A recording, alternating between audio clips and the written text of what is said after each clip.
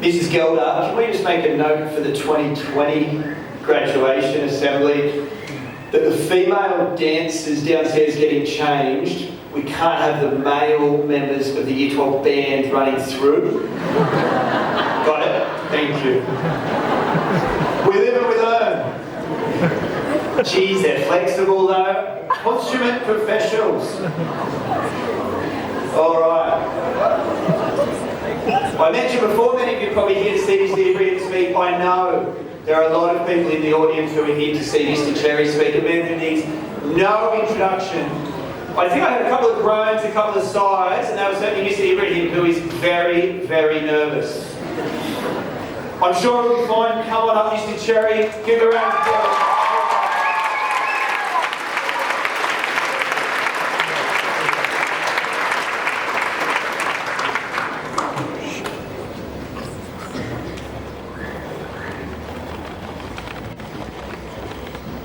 It's not the first time I've been up here doing this, but hopefully I can guarantee it'll be the last. Unlike Tony Ibrahim, I'm a full-time teacher at the school, so I haven't had 2 weeks to prepare my speech. And congratulations, Tony, on raising the bar, but I fully intend to lower quite significantly. Before I begin today, I would like to say that I have appreciated the support of Year 12 as a year group over the last 6 years of my working life. They've provided me with a sense of purpose, belief and opportunity to round out what seems like sometimes a fairly long career. There's too many special moments to mention them all, and I admire everyone for getting here today and to recognise that for some of you it hasn't always been wonderful, but really that's how you learn to be a better you. I especially wish at the outset to acknowledge the outstanding support offered by Ms. Jocelyn Hawthorne. Without her industriousness and intuitive attitude, I definitely wouldn't be feeling confident up here today. So Ms. Hawthorne, a little gift for you.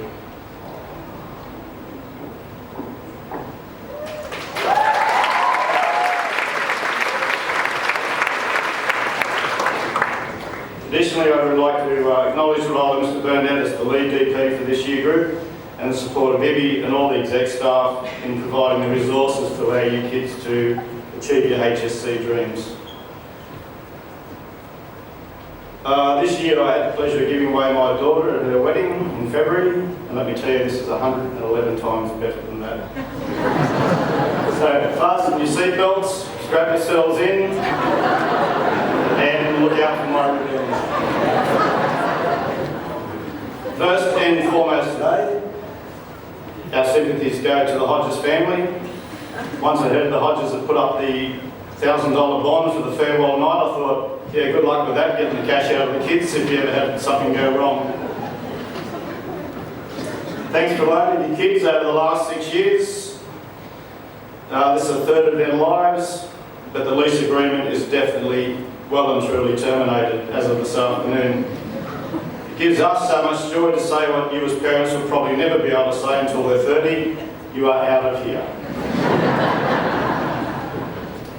I told this year group 6 years ago that whilst they may learn some things about school, they'll definitely learn a lot more about themselves. And that has been true. These guys have all changed, and plenty has changed around them. For example, the Australian dollar has crashed 28% since they came to school. I'm not saying it's all your fault that the economy's crumbled. And yes, Connor, I know that 28% is not an index number, but you won't be having as good a school as you would have 6 years ago. We're all entering possibly the most turbulent political times of your life, so yeah, good luck with that.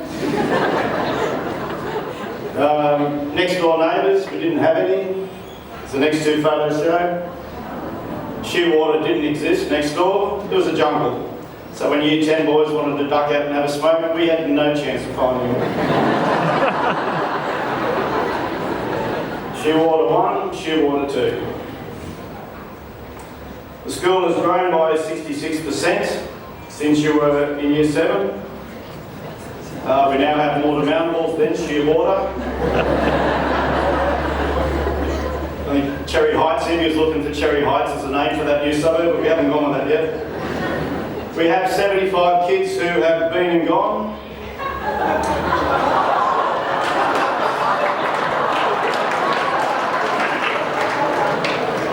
And we have 41 teachers who have left. Now, I'm not saying Year 12 that all those teachers left just because of you, but there's a possible link there somewhere.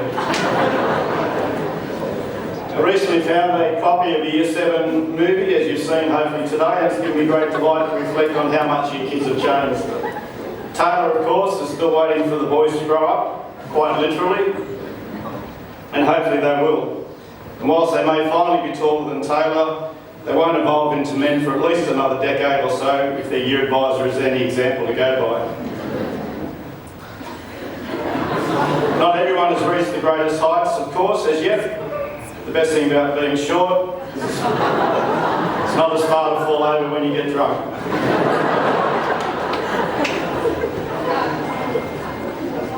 Wait till the next little bit's even funnier. Thanks, miss. Jacinta Spinovic in Year 7, she was my relationship spy, but I really didn't see there was a lot of careful planning taking place. So what were the odds of the grey nurse, Philpott, catching up with Weston in Year 7?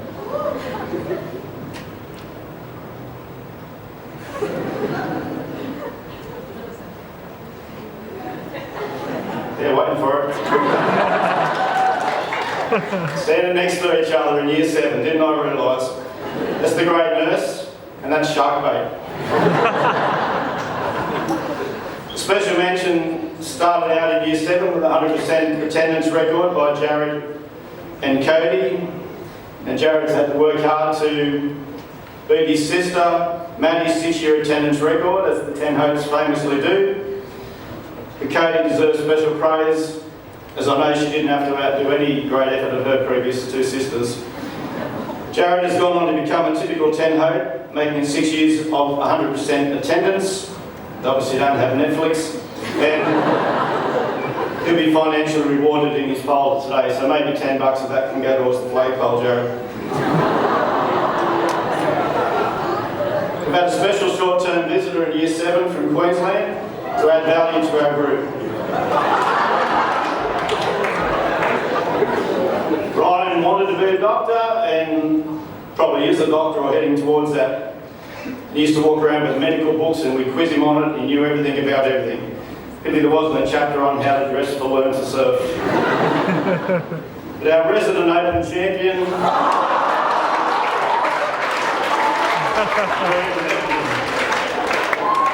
I'll tell you, I'll make this one quick. I think it's lucky that you didn't have any more aquatic experiences. Next slide in a hurry.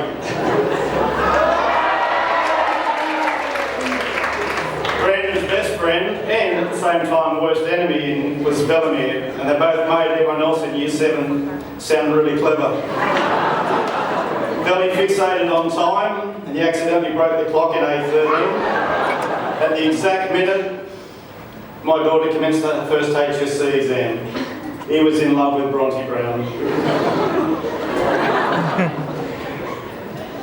And who had the most fun at Year 7 camp? That'll always be the quiz for the school. The clue's in the photo. I had the most amazing discussion with parents over the phone at the camp, and it summed up with one thing that I'll never forget. It's a quote from Dad. "Jerry, I live in a household full of women. If you give in and let her come home, I'll never win another battle in my life. I am begging you." Hi, Steve. Anyway, she went home. Remember the Rev. Federal government idea that hasn't lasted. Whilst the Rev may have met his match in handball against Bellamere, he obviously wasn't impressing to me with whatever he had to say. Rev, I think you had your work cut out with that one. I took a call one day from a mum who said her son was struggling with a breakup. This is Year 8, Year 9, no names. I remember sitting in A11 talking to a kid and listening to him explain how he and the girl were breaking up via text. Now really, I shouldn't have given relationship advice anywhere,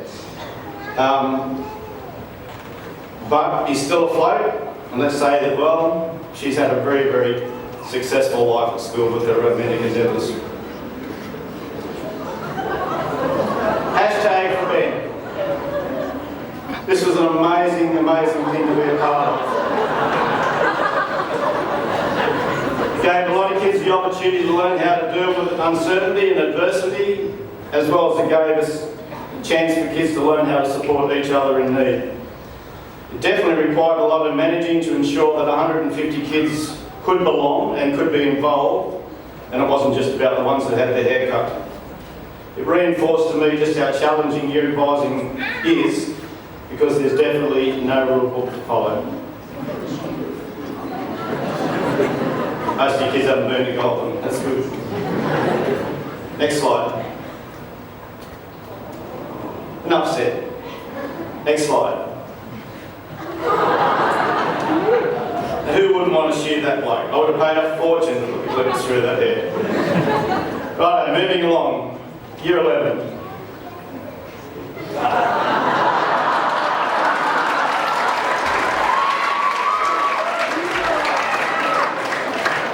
Come on, give me a chance, give me a chance. Year 11 was time to play grown-ups, and for many of us, Rob turned out to be king of the internationals. Even though Jack McCarthy and Adriano put in commendable efforts to broaden Australia's reputation for friendliness. Looks like Rob was already excited to travel.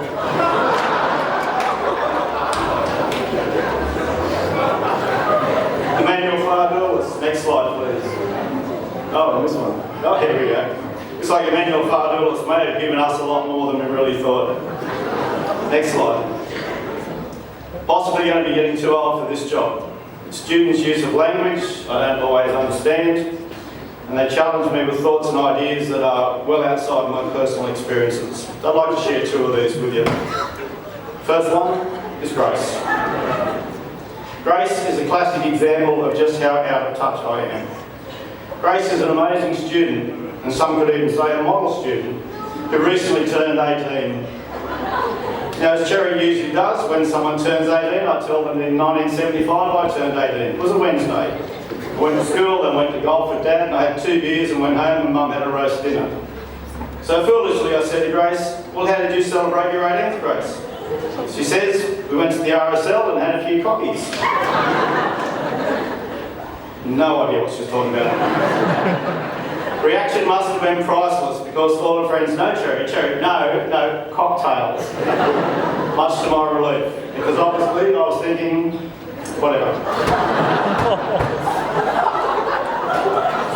Another awkward modern moment that tells me I'm getting too old for the job. Next slide, will you?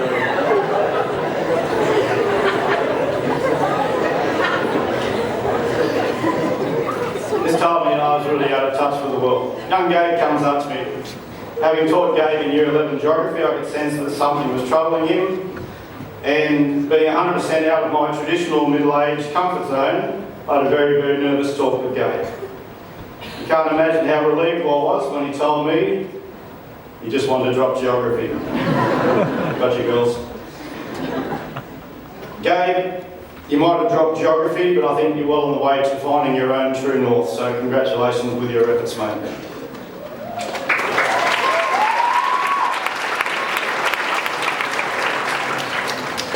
Next slide, please. Now, unlike Sam Amy, I've made my fair share of girls cry, but not ever only just mentioning their name in a year meeting. Ella Mooney made me get attacked by 6 women in my staff room after her Kleenex moment. All I did was show the year group an exam. And then I put her name with it. Then the waterworks started. End of story, all the women beat me up in the staff room. Next slide. So I get this poem this week. Miss Dane says, here, Cherry, this might be good. And I thought, well, that's cute. Well, she said that's cute. And I said, no, that's not cute, that's just rubbish. Cute's not the word for it, because that's actually how Lil still writes her geography essays. Lil, you don't have to rhyme your lines in the 6-mark geography response.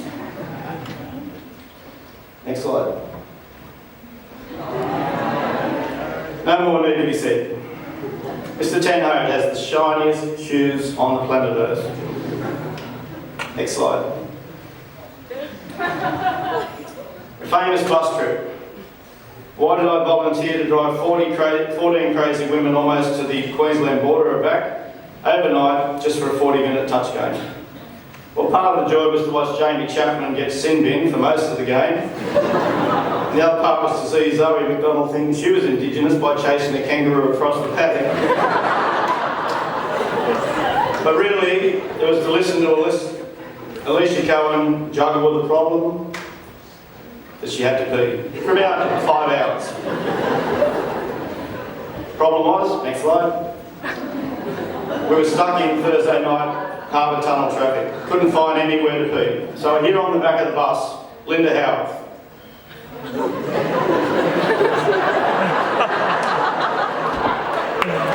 And I'm thinking at 60 years old, mate, you're too old for this gig.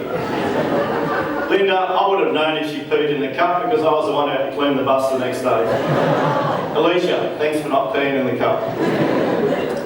Next slide. Now, where's Maddie Smith? Where's Maddie? Maddie, you're supposed to leave a seat beside you. Apparently Che's still running here. He's just getting off the 12:30 ferry, so be here pretty soon. Che operates on a different time zone. It's not just Bundeena time, it's Bundeena plus Che time.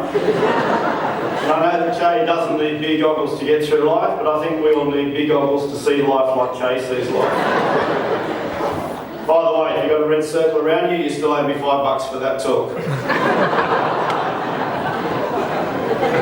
Next slide.